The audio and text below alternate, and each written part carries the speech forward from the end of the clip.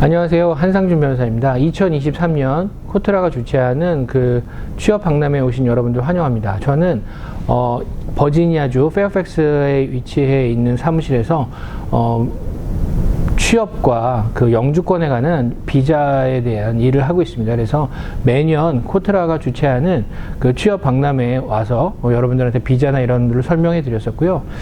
대면으로 했던 거는 코로나 이전에는 제가 여러분들한테 직접 가서 대면으로 했는데, 코로나 이후부터는 대면으로 하지 않고 이렇게 이제 그 온라인으로 또는 그 실제 줌으로도 한 적이 있고요. 이렇게 작년에는 제가 녹화를 해서 보내드렸습니다. 올해도 마찬가지 녹화를 해서 보내드리는데, 여러분들한테 미국에서 취업할 때 필요한 비자는 무엇인지 이 부분에 대해서 설명을 드리도록 하겠습니다.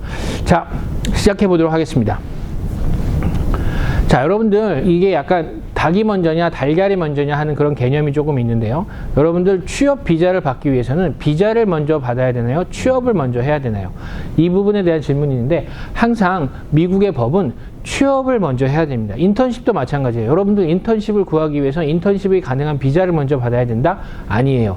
인턴십을 먼저 구하고 나서 그 인턴십에 적합한 비자를 지원하는 겁니다. 그러면 거기에 대해서 미국 그 이민국이나 아니면 한국에 있는 사람들 같은 경우 한국의 그 총영사관에서, 그러니까 한국에 있는 미국 영사관에서 그 부분을 고민해서 거기에 관련된 비자를 내주는 겁니다. 그래서 인턴을 먼저 구하시든지 아니면 취업처를 먼저 구하셔야지 여러분들이 비자를 진행할 수 있습니다. 자, 여러분들 우리가 비자와 체류 신분에 대한 설명을 조금 드려야 되는데요. 비자는 뭐고 체류 신분은 뭐냐? 자, 비자는 국경을 통과할 때 유효한 서류예요. 그래서 여러분들이 미국 국경을 통과할 때 반드시 비자가 있어야 됩니다. 그런데 그 비자는 목적에 부합하는 비자를 가지고 있으셔야 돼요. 그래서 만약에 인턴십을 하는 비자다, 그럼 J 비자를 가지고 있으셔야 되고, 학생 비자다, 그럼 F1 비자를 가지셔야 되고, 취업 비자다, 그럼 H1 비자를 가지셔야 되고, 주재원 비자다, 그럼 L1 비자를 가지셔야 되고, 외교관이다, 그럼 A 비자를 가지고 있으셔야 돼요. 이렇게 비자는 종류가 달라요. 그래서 그 목적에 부합한 비자를 가지고 미국 국경을 통과하는 순간 미국 국경 관리가 물어보죠. 미국에 왜 왔니? 그래서 미국에 어떠한 이유 때문에 왔다라고 얘기를 하면 그 목적에 부합한 체류 신분을 부여합니다. 그래서 예를 들어서 H1 비자 같은 경우는 처음에 3년을 받았기 때문에 그 비자를 가지고 들어오면 3년 동안 미국에 체류할 수 있는 기간을 줘요. 그런데 내가 한 1년 있다가 다시 나갔다가 다시 들어왔어요. 그러면 얼마 남았어요? 2년 남았죠. 그런 경우에는 2년, 즉 H 비자 처음에 유효했던 비자 기간만큼만 그걸 주는 걸로 되어 있습니다. 그래서 여러분들 비자와 체류 신분 잘 확인하셔야 돼요. 자, 비자 및 체류 신분에 있어서 방문 목적에 맞는 비자 취득해야 되고요. 자, 여기 보시면 학생 비자를 가지고 입국하는 경우 학생 신분으로 공부를 할 수 있는 체류 신분, J 비자를 가지고 입국하는 경우는 J 비자에 적합한 신분, 그 다음에 방문 비자를 가지고 입국하는 경우는 방문 신분, 이렇게 이제 받습니다. 자, 그럼 체류 신분 변경은 무엇이냐? 예전에는 이걸 많이 했어요. 예전에는 한국에서 방문 비자를 받아갖고 미국에 오시는 분은 3개월 이상 체류를 하고 나면 다른 신분, 학생 신분으로도 변경할 수 있었고, 무슨 그 주재원 신분이나 주재원 신분은 좀 어렵지만 어쨌든 다른 신분으로 변경할 수 있는 게 주어졌는데, 최근에 이스타가 생겼죠. 최근은 아니지만 좀 오래됐죠. 이스타를 가지고 미국에 90일 동안 오신 분들은요, 미국 내에서 체류 신분 변경을 하실 수 없습니다. 그게 이스타의 전제 조건이에요.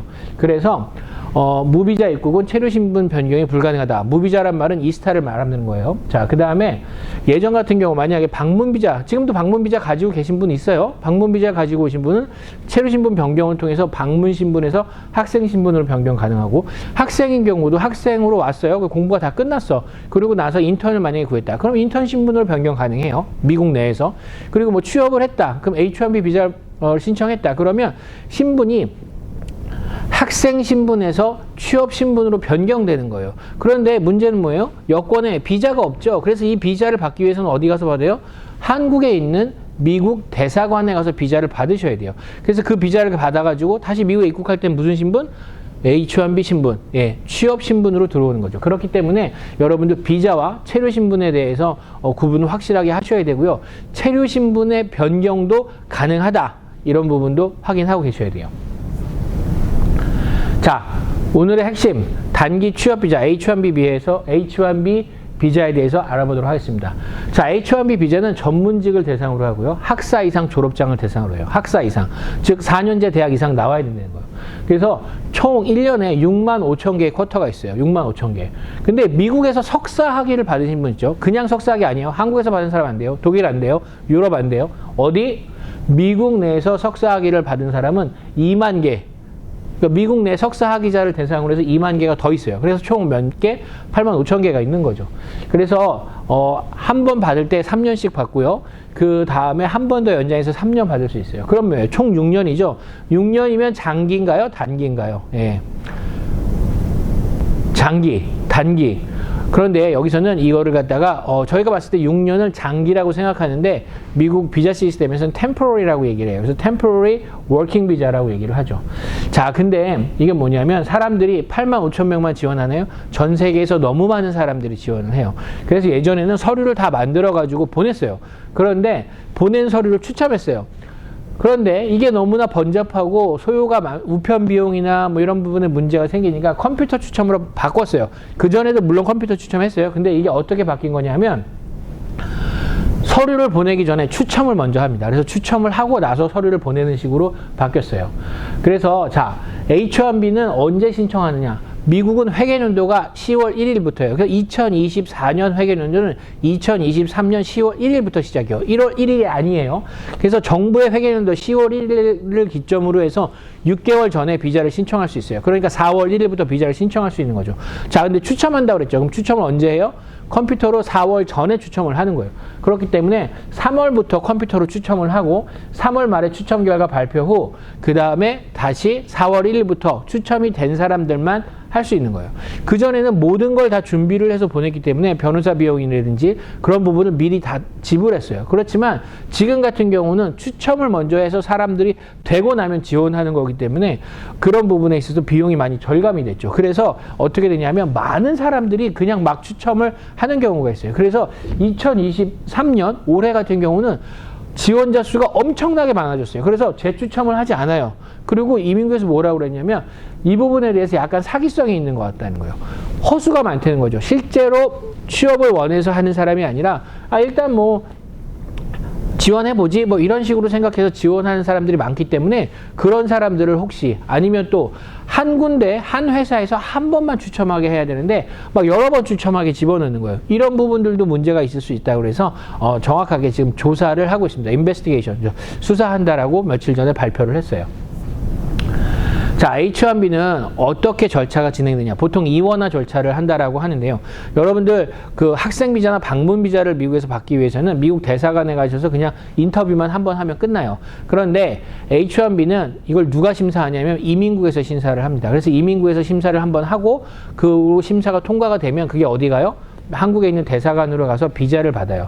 그래서 두 가지 절차 이원화가 돼요. 마찬가지 미국 내에서 신분을 변경하시는 분들도 첫 번째 이민국에서 심사를 해요. 이 사람이 과연 스페셜티 포지션에 적합한 사람인지 아닌지를 먼저 심사하고 나서 그 이후에 체류 신분에 문제가 없으면 F 신분에서 H 신분으로 변경을 해줘요. 그래서 항상 두 가지 절차로 생각하시면 됩니다. 자, 한국에서 비자 인터뷰를 하는 경우에는 인터뷰 시에 전공, 업무, 그 다음에 얼마나 돈을 받을지 기타 등등 이런 부분들에 대한 질문을 해요. 자, H1B 비자는 반드시 전문직이라고 했습니다. 그래서 스페셜티 오큐페이션. 그럼 전문직은 뭐냐? 학사학위 이상을 가지고 있는 사람들이 전문직이라는 거죠. 그러면 자 보세요. 그럼 내 학사학위가 없어. 그런 경우에는 어떡하죠? 뭐 예를 들어서 2년제 학위만 있다. 그럼 2년제 학위 플러스 경력을 해서 난 이런 전문적인 기술이 있다라는 걸 입증하게 되면 그만큼 또 H1B를 할 수 있어요. 그런데 이런 부분들이 너무 복잡하기 때문에 일반적으로는 H1B를 가지고 있는 사람, 학사 학위를 가지고 있는 사람을 대상으로 하는 게 편합니다. 자, 그 다음에 여기 보시면 어카운턴트, 네, 회계사죠. 그러니까 그 회계 업무를 보는 사람이에요. 공인 회계사는 아니에요.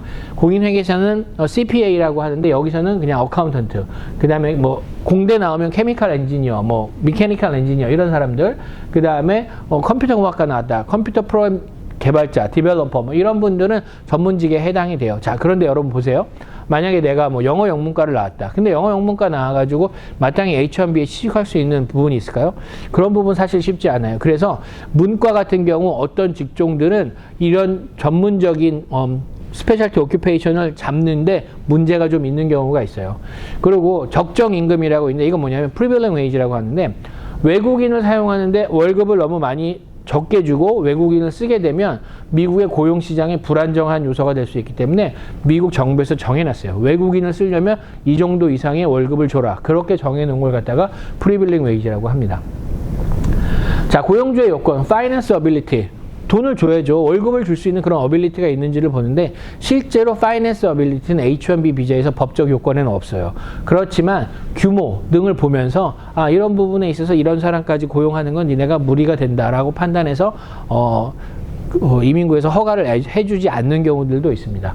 자, 자격증 마찬가지예요. 여러분들 만약에 변호사로 일을 한다, 의사로 일을 한다, 간호사로 일을 한다, 상담사로 일을 한다 이런 경우에는 주정부의 자격증이 있으셔야 돼요. 그래서 이민국에서도 이러한 자격증이 있는지 없는지를 확인합니다. 그래서 그 사람들이 실제 그런 자격증을 가지고 일을 할 수 있는 사람인지 아닌지 이런 부분들의 요건을 또 따져요. 그래서 여러분들 사실 H-1B를 준비하려면 다양한 부분에 필요한 경우들이 많이 있습니다.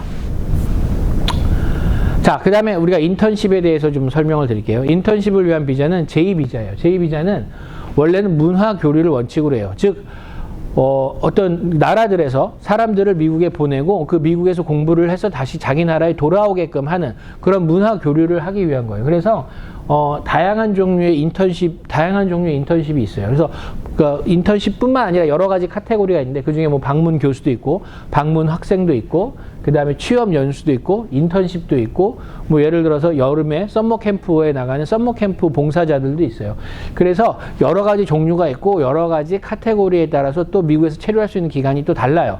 그런데 여러분들이 대부분 해야 되는 거는 제1 비자 인턴십이에요. 인턴십 또는 트레이니라고 해서 취업 연수 이런 부분에 해당됩니다. 요거는 여러분들이 다른 뭐 방문 교수 이런 부분들하고는 조금 달라요. 그래서 여러분들 그 한국에서 대학교 교수님들이 1년 동안 쉬는 그런 제도가 있거든요. 안식년 제도라고 하는데 이런 안식년 제도 같은 경우에 교수님들이 미국에 오죠. 이럴 경우에는 1년짜리 방문 비자, 방문 교수의 비지팅 스칼라라는 카테고리를 받아서 오는 경우들이 있어요. 그러니까 인턴십 카테고리, 이런 다른 카테고리들이 있다라는 걸 기억하시면 되고요. 그 다음에 J1 비자 용어에 대해서 좀 설명을 드릴게요. 자, 인턴십을 하기 위해서는 아까 제가 말씀드렸죠. 고용주가 먼저 결정이 돼 있으셔야 돼요. 그래서 이 고용주를 호스팅 컴퍼니라고 불러요. 호스팅 컴퍼니, 인턴십을 한 사람이 직접 가서 일을 하는 곳이 호스팅 컴퍼니고요. 그 다음에 스폰서가 있는데 스폰서는 뭐냐면 여러분들 학생 비자 할 때 항상 중요한 게 뭐죠? I-20가 있어야 되죠? 근데 J1 비자를 할 때도 마찬가지로 DS-2019, DS-2019라는 폼이 있어야 돼요. 이 폼을 발급해 줄 수 있는 회사가 스폰서 컴퍼니예요. 그래서 이 스폰서 컴퍼니가 호스팅 컴퍼니를 조사해서 실제로 사람들이 가서 일을 할 수 있을지 없을지 이 정도의 규모가 있는 회사인지를 책임져서 하는 거예요. 그래서 호스팅 컴퍼니, 스폰서 컴퍼니 두 개가 다른 거예요. 확실하게 기억하셔야 돼요. H-1B 같은 경우 스폰서 컴퍼니는 호스팅 컴퍼니랑 동일해요. 그렇지만 J1 비자는 호스팅 컴퍼니, 스폰서 컴퍼니가 나눠져 있다는 거 생각하셔야 돼요. 그래서 여기 적어놨어요. 스폰서는 국무부에서 권한을 위임받아 호스팅 컴퍼니가 인턴십을 적절히 수행할 수 있는 기관인지를 조사하는 업무도 하고 DS-2019를 발급하는 업무도 합니다. 그래서 J1 비자에서 굉장히 중요한 곳을 차지하는 건 스폰서 컴퍼니예요. 자, 중요성. 제2비자 스폰서는 제2비자 발급을 DS-2019 발행한다. 그 다음에 이민법 잘 지키고 있는지 조사한다. 이런 부분들을 하고 있고요. 스폰서 컴퍼니의 제일 큰 권한은 뭐냐면 그 사람이 우리랑 실제로 그러니까 스폰서 기관이랑 제대로 계약한 거를 제대로 이행하지 않는다. 이럴 경우에 DS-2019를 끊어버릴 수 있어요. 무슨 말이냐? 여러분들 학생비자 많이 가지고 있으니까 말씀 한번 드릴게요. 학교를 제대로 안 나와요. 그럼 어떻게 해요? 학교에서 결석은 많다고 보고하면 보통 학교에 있는 국제 학생 서비스, 뭐 인터내셔널 스튜던트 서비스 이런 데에서 어떻게 해요? I-20를 잘라버리죠. 무효화시키죠. 똑같이 그런 권한을 가지고 있습니다. 그래서 DS-2019를 무효화시키면 어떻게 돼요? 예. 불법 체류가 되는 거죠. 그 시간부로. 예. 그래서 스폰서 컴퍼니가 굉장히 중요하다라는 걸 하고요. 그래서 스폰서 컴퍼니 같은 경우는 만약에 취업 활동을 하지 않는다라고 약속한 사람이 와서 인턴십을 하면서 취업 구직 활동을 해요. 그럴 경우에 그러니까 예를 들어서 뭐 H-1B를 신청했다. 그럴 경우에 바로 DS-2019를 잘라버립니다. 그럼 어떻게 돼요? H-1B로 미국 내에서 어떻게 신분 변경이 되지 않는 경우가 생겨요. 그러니까 이런 부분들 조심하셔야 돼요.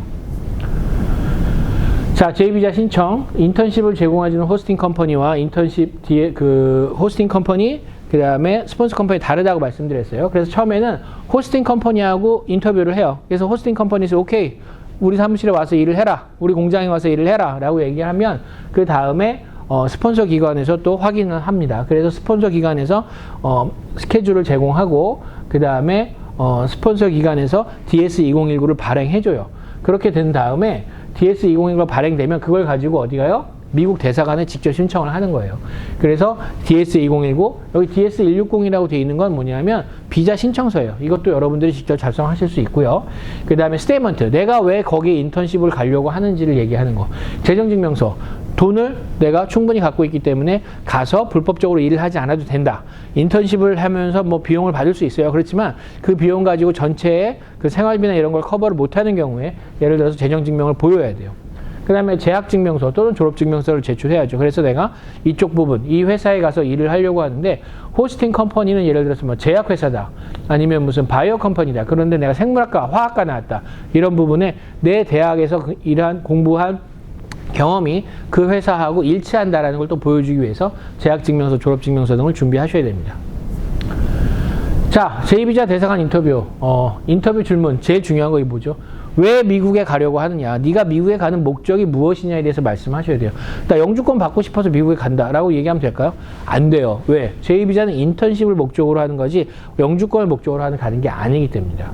자, 그 다음에 미국 이민법의 기본 가정은 뭐냐면 미국에 오는 사람은 모두 다 미국에서 살고 싶어 한대요. 그래서 나 인턴 가는 사람이야. 나는 미국에 사는 사람 아니야.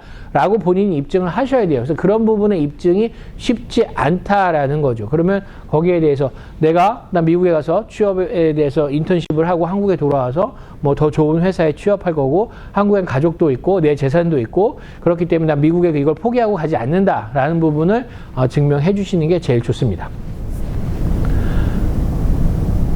자, 영어 실력. 얼만큼의 영어 실력이 있어야 되냐. 여러분들 미국 대사관에 나 미국에 취업하러 가려고 하는데 영어 하나도 못해요. 그래가지고 나 통역 써야 돼. 그럼 미국 영사가 그 부분에서 합리적인 의심을 하게 되겠죠. 저 사람이 과연 가서 무슨 일을 할 것인가. 저 영어로 일이 가능할 것인가. 그렇게 되면은 일반적으로 그 인턴십을 받을 수가 없어요. 그렇기 때문에 여러분들 전공과 관련된 부분에 대한 영어는 어느 정도 확실하게, 그리고 인터뷰에 대한 영어도 확실하게 준비를 하셔야 돼요. 예상 질문 준비하시고 다 하셔야 됩니다. 최근에 미국 대사관에 근무하는 영사님들은요, 한국말을 너무 잘하세요. 그래서 영어로 얘기를 하다가 그쪽에서 못 알아듣는 것 같다 그러면 이분이 한국말로 얘기를 하세요. 그렇지만 반드시 공식적인 답변을 할 때는 반드시 영어로 합니다. 예, 그 부분 굉장히 중요하니까 여러분들 영어 실력 잘 키우셔야지만 대사관 가서 인터뷰를 무사히 마치실 수 있어요. 자, E2 인플로이 비자. 굉장히 최근에 핫한 비자가 바로 E2 인플로이 비자입니다. 이게 왜 핫하냐? 예전에는요, H1 비자가 떨어지면 E2 인플로이 정도로 그냥 바꿨어요. 그게 왜냐하면 한국 기업들, 소위 미국에 있는 한국 기업들은 대부분 한국에서 투자를 하는 기업이란 말이에요. 그런 기업들 같은 경우에는 한국에서 투자를 받았기 때문에 한국 국적을 가진 사람들을 E2 인플로이 비자로 취업을 시켜줄 수 있어요. 그래서 이 H1B가 잘 안 되는 경우, H1 비자가 이런 경우 잘 안 되는 경우에 E2 인플로이 비자를 가지고 했어요. 그래서 한국 기업이 투자해서 세운 미국 내 기업체에서 가능하고요. 한국인만을 고용해요. 한국 기업에서 한국인을 고용하겠다. It's okay. 괜찮다라는 거예요. 매니저 레벨과 스페셜 날리지 포지션이 있어요. 자, 아까 말씀드렸어요. H1B, 스페셜티 오큐페이션이라고 그랬죠. 그렇기 때문에 스페셜 날리지 베이스가 가능한 거예요. 그래서 일반적으로 스템 전공 학사학위 이상이면 스페셜 날리지 포지션이 가능하다. 이렇게 얘기를 할 수 있는 거고요. E2 인플로이는 시기 제한이 없어요. 그냥 그 회사하고 이 사람하고 요건만 맞으면 아무나 신청할 수 있어요. H1B처럼 뭐 3월에 추첨하고 4월에 신청하고 뭐 기다리고 뭐 이런 거 없어요. 그냥 바로 신청할 수 있고요. 그 다음에 주한 미국 대사관에서 바로 인터뷰할 수 있어요. 이원화도 아니에요. 미국 내에서 하려면은 미국 내에서 이민국에다가 서류를 접수해서 지원을 하겠지만 만약에 한국에서 한다라고 하면 바로 인터뷰를 그냥 가서 보시면 돼요. 그래서 근데 뭐요? 영어를 아주 더 잘해야겠죠. 그래서 주한 미국 대사부 인터뷰가 아주 어렵다는 거. 이 부분 굉장히 중요합니다. 예전에는 E2 인플로이를 갖다가 H1B가 안 됐을 때에 대체적으로 사용을 했는데 이게 또 언제부터 중요해졌냐면요. 코로나 시기에 확 E2 비자가 떴어요. 왜? 코로나 시기에 무슨 일이 있었냐면요. H 비자나 L 비자의 경우는요. 미국 대사관에서 인터뷰를 해주지 않았어요. 다 막아버렸어요. 그런데 유일하게 열어놨던 게 뭐다? E2 인플로이 비자예요. E2 비자예요. 그래서 그 당시에 E2 비자를 지원했던 사람들은 따로 인터뷰를 스페셜하게 봐가지고 코로나 시절임에도 불구하고 비자를 받아서 미국에 갔어요. 그래서 요새는 E2 인플로이 비자에 대한 그 관심도도 많이 높아졌고요. 이용도도 많이 높아졌으니까 여러분들이 H1B가 안 됐다고 하더라도 실망하지 말고 E2 인플로이를 할 수 있는 여건을 한번 찾아보세요. 자, K-무버의 주의사항. 저희가 옛날에 초창기, K-무브 초창기에 K-무브 멘토를 했고요. 저도 사실은 미국에 와서 비즈니스 시작해가지고 이제 한 16년, 17년 정도 된 것 같아요. 그렇기 때문에 여러분들이 겪었던 그런 고민들 제가 다 똑같이 다 겪었어요. 그래서 이 부분에 대해서 여러분들한테 굉장히 자세히 전해주고 싶어요. 자, 보세요. 자, 제2비자로 미국에서 인턴십을 한 후에 업체 사장님의 권유로 어학연수 비자로 변경하자라고 하는 경우가 있어요. 될까요? 안 돼요. 변경을 한다고 하더라도 향후 문제가 뭐가 있냐? 미국 내에서 불법 체류가 되는 거예요. 그리고 학생 비자로 일을 할 수 있어요? 못하죠. 그 업체에서 못하죠. 학생 비자는 only 20시간 그 학교에서만 일을 할 수 있어요. 그렇기 때문에 이런 부분이 되면은 낮에 일하고 밤에 어학연수 다니고 이렇게 되는 거거든요. 이거 다 불법입니다. 미국 내에서 불법을 저지르는 경우에 해당돼요. 조심하셔야 됩니다. 자, 그 다음에 갑자기 한국스러운 일 때문에 귀국해서 미국 대사관에 학생 비자를 신청했다. 안 되죠. 너 왜 미국에 갔을 때 실제로 인턴십 끝나고 바로 귀국한다고 그랬는데 왜 갑자기 비자를 변경했냐. 그렇기 때문에 우리가 비자 발급을 줄 수 없다라고 얘기를 해요. 자, 여기서 아니 미국 내에서 신분 변경은 변경해주고 왜 다시 또 대사관에서 비자는 안 주는 걸까요? 두 개의 기관이 달라요. 미국 내에서는 이민국에서 처리를 하고요. 미국 밖에서는 누가 처리한다? 국무부가 처리해요. 그래서 두 기관이 다르기 때문에 이 두 기관의 결정이 항상 똑같지가 않다는 거. 그래서 거기에 주의를 하셔야 된다는 거예요. 자, 미국에 다시 들어올 수 있는 방법이 없다. 예. 자, 주의사항 두 번째. 인턴십 고용주 업체가 어학연수 학생비자 혹은 방문비자, 무비자로 일단 입국해라. 일단 입국해서 일하자. 그리고 미국 내에서 신분 변경하자. 이렇게 얘기하는 경우도 있어요. 그래서 무비자로 입국을 해요. 신분 변경 가능해요? 안 가능하다고 그랬잖아요. 그러니까 무비자로 입국해서 일하면 그냥 끝이에요. 하면 안 돼요. 방문비자로 입국해서 어학연수 학생비자로 변경하는 가능한가? 이것도 다시 미국 이민법 위반이에요. 그리고 방문비자가 지금 무비자가 있기 때문에 90일 동안 미국에 체류할 수 있는 무비자가 있는데 네가 굳이 왜 방문비자를 내서 6개월간 미국에 체류해야 되냐? 라고 미국 영사가 질문했을 때 그 부분의 대답을 정확하게 하지 않으면 비자 발급을 못 받습니다. 일단 미국 대사관에서 비자 발급 안 되면 어떻게 되죠? 이스타도 비자 발급 안 돼요. 그러니까 여러분들 항상 주의하셔야 돼요. 어학연수 학생비자로 미국 입국 후 취업 및 인턴십도 미국 이민법 위반입니다. 그러니까 어학연수 비자, 학생비자로 와서 일하는 거 안 된다는 얘기예요. 자, 2023년에 새로운 취업 비자의 트렌드 볼게요. 자, 1번. H비자 추천 불발로 인한 O비자 불가. O비자가 가능하다고 말씀하시는 분들이 있어요. 절대 불가입니다. O비자는요, Extraordinary Ability Alien. 뭐 되게 뛰어난 사람들 있죠. 뭐 교수님인데 논문을 막 몇십 개 쓰고 막 특허도 많아서 돈도 왕창 벌고 막 그런 사람들이 오비자가 가능한 거예요. 나머지는 오비자 거의 불가능하다고 생각하시면 돼요. 그래서 여러분들 대학 졸업하고 H비자 받으셔야 되는 분들이 H1B 안 됐다고 오비자 안 돼요. 오비자 할 수 없어요. 근데 자, 미국 진출한 한국 기업으로 E2 비자로 변경. 아까 가능하다고 그랬죠? E2 인플로이 비자로 변경이 가능해요. 굉장히 좋은 옵션입니다. 굉장히 좋은 옵션. 한국 학생들이 미국에서 공부하고 H1B 불발됐다. 그럴 때 한국 기업에서 E2 인플로이 비자로 변경하는 거 가능해요. 굉장히 좋은 옵션. 시기 제한도 없어요. 또 뭐도 없어? 다른 나라 사람 지원 못해요. 한국 사람만 지원할 수 있어요. 그러니까 굉장히 좋은 옵션 중에 하나예요. 그 다음에 다양한 H비자에 대한 생각. 자, 여러분 보세요. 우리는 H1B 비자만 포커스를 많이 맞춰요. 그렇지만 H1B 말고 H2B 비자라는 게 있어요. H2는 뭐냐면 H2는 약간 단순 노무직에 관련한 비자인데 그게 H2A라고 해서 농업에 관련된 거. 근데 H2B는 농업이 아닌 그 외의 것들이에요. 그래서 보통 남미나 이런 국가에서는 H2A가 H1B보다 더 인기가 있어요. 그래서 그분들은 엄청 들어와요. 그 비자를 가지고. 그래서 이제 농업에 종사하시는 분들도 많이 있지만 그 외에 다른 직종, H2B 비자라는 직종에 대해서도 할 수 있어요. 그렇지만 H2B 비자는 H1B처럼 전문직을 반드시 요구하는 건 아니에요. 그래서 서류가 더 준비하는데 복잡하고 조금 차이가 있어요. 그래서 그런 부분도 가능은 하지만 어쨌든 간에 다른 옵션으로 생각할 수 있어요. 그 다음에 여러분 H3 비자라고 있어요. H1B 안 되면 H3 비자를 받자. 근데 여러분 H3 비자는요 반드시 한국으로 돌아간다는 전제가 돼 있어야 돼요. H3는 뭐냐면 트레이닝을 하는 거예요. 내가 그 회사에서 트레이닝을 받고 반드시 한국으로 돌아가서 그와 비슷한 종류의 업무에 종사하겠다라고 하는 거기 때문에 실제 H3 비자도 잘 나오지가 않아요. 그래서 여러분들 죄송한 입장 말이지만 H1B 비자가 안 됐다. 그러면 그 다음에 생각해야 되는 게 뭐 E2 인플로이 비자로 변경을 생각하셔야 돼요.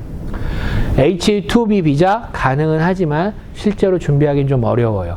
그렇기 때문에 스페셜티 포지션이라기보다는 약간 그보다 좀 다운되어 있는 그런 단계를 해요. 그래서 뭐 둘 다 안 되면 이거라도 하는 방법밖에 없어요. 그러니까 이것도 준비가 가능은 해요. 근데 H3는 아닙니다. 자, 그 다음에 E2 비자 창업에 대한 도전. 요거 한번 생각해 보시는 것도 여러분 좋을 거예요. 여러분들이 만약에 스템 출신으로 해서 특별한 기술이 있다라고 할 때는 내가 창업을 해서 내가 회사를 꾸려서 미국에서 시작해 볼 수도 있어요. 이런 부분들에 대해서 사실은 E2 비자는요 한국에서 굉장히 유행한 적이 있는데 그때는 왜 유행했냐면 E2 비자를 소액 창업 투자로 했어요. 그래서 뭐 학원을 연대라든지 뭐 가게를 연대라든지 식당을 한다든지 그럴 경우에 E2 비자로 많이 왔었는데요. 그거보다도 여러분들이 만약에 특별한 전문직을 갖고 있다, 아니면 내가 특별한 전문 기술이 있다, 그럴 경우에는 본인이 또 E2 비자를 통해서 창업을 할 수 있는 방법도 있으니까 그 부분에 대해서는 한번 진지하게 생각해 보시는 부분도 가능할 것 같아요.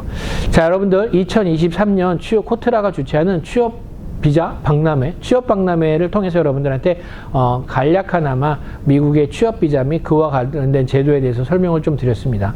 사실은 이게 많고 많은 내용을 너무 짧은 시간에 그냥 얘기하다 보니까 두서없는 부분이 좀 있을 수도 있는데요. 여러분들 궁금하거나 이런 부분이 있으면 실제로 제 이메일로 연락을 주셔가지고 보시면 여기 lowsj@gmail.com이라고 있죠. 예, 여기로 이메일을 보내셔서 궁금하신 거 물어보시면 제가 또 여러분들한테 영상을 만들어서 답변해 드릴 수도 있고요.